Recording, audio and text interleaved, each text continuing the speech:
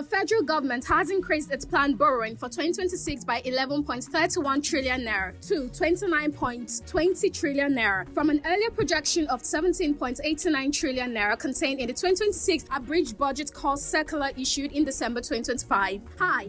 Welcome to What's Happening. These are our top 10 stories countdown today. At number 10, Indonesia on Monday announced a 28 percentage point rise in the surcharge on aviation fuel. The move would allow airlines to raise the domestic ticket price, which the government caps by up to 13%. As global oil prices soar on the back of the Middle East war, Economy Minister Erlangga Hartarto told reporters the fuel surcharge would rise from 10 to 38% and the base ticket price between 9 and 13%. At number 9, La Liga on Monday condemned threats and intimidation by Sevilla fans aimed at their own players and directors after they fell to a third straight league defeat. Sevilla, 17th in the Spanish top flight, lost 1-0 away at bottom side Rio Oviedo on Sunday, and some supporters met the team at the airport on their return to insult them, while others wearing masks were at the club training ground. La Liga said in a statement, this behavior unacceptably crosses the line of legitimate criticism and sporting expression. Earlier this season, some Sevilla fans tried to force their way into the training ground to remonstrate with the players. At number 8, the national president of the National Onion Producers, Processors and Marketers Association of Nigeria, Aliyu Maitama-Samu, has announced the suspension of onion exports to Ghana following a fresh trade dispute between Nigerian and Ghanaian onion traders. The move has forced the halt of cross-border supply and raised concerns over regional commerce and food distribution. The decision comes after reports of harassment and the alleged seizure of onion-laden trucks belonging to Nigerian traders at the Kotoku market in Accra. Speaking at a press conference in Sokoto, Maitama-Samu said the suspension is immediate and will remain in effect for all onion shipments along the Ghana corridor until the safety and rights of Nigerian traders are guaranteed. At number 7, the Senate has stepped up moves to overhaul Nigeria's agricultural colleges and research institutions. It's reached out to key global partners to drive reforms, technology transfer, and fresh investment into the sector. The initiative, spearheaded by the Senate Committee on Agricultural Colleges and Institutions, involves strategic engagement with Malaysia, the European Union, Brazil, China, Germany, India, and the United Kingdom as part of a broader plan to revitalize agricultural education and research. The chairman of the committee, Senator Sharafaddin Ali, announced this during a series of high-level visits to diplomatic missions in Abuja. At number 6,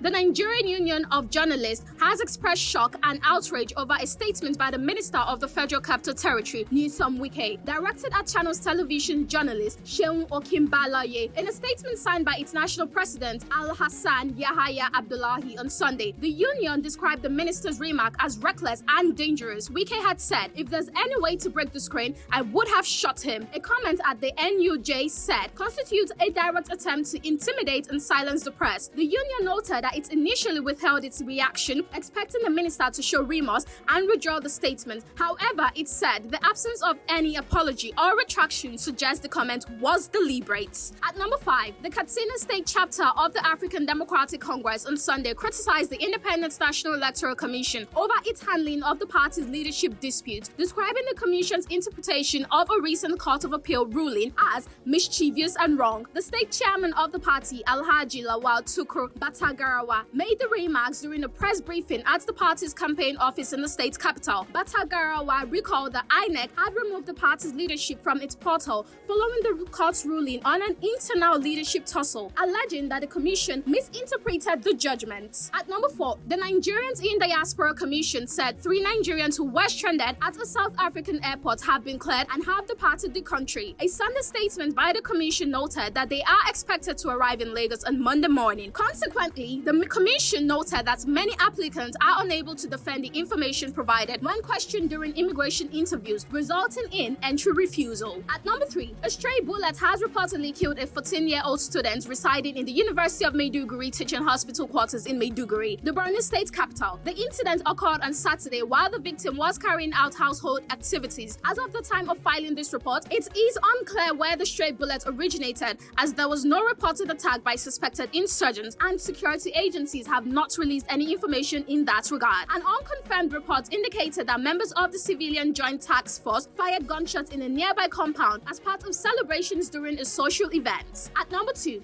6 worshippers have been reported killed by bandits, while several were abducted during an attack on the Ariko community in Kachio local government area of Kaduna State. During a Sunday Easter church service, the incident, which occurred in the early hours of the day, targeted 2 churches, First Equa Church and St. Augustine Catholic Church, plunging in the community into panic. Residents reported that the attackers arrived in large numbers, surrounded the area and opened fire on people gathered for worship. Locals said the bandits surrounded the churches, shot some worshippers, abducted many others, and stole offerings realized from the day's service. At number 1, the federal government has increased its planned borrowing for 2026 by 11.31 trillion naira to 29.20 trillion naira from an earlier projection of 17.89 trillion naira, contained in the 2026 abridged budget call circular issued in December 2025. The hike is contained in the 2026 appropriation bill approved by the National Assembly and detailed in the House of Representatives order paper dated Tuesday, March 31st, 2026, as well as in the budget schedule attached to the proposal. Reviewed by Channels Television, fiscal deficit is now estimated at 31.46 trillion naira as highlighted by the revised borrowing plan.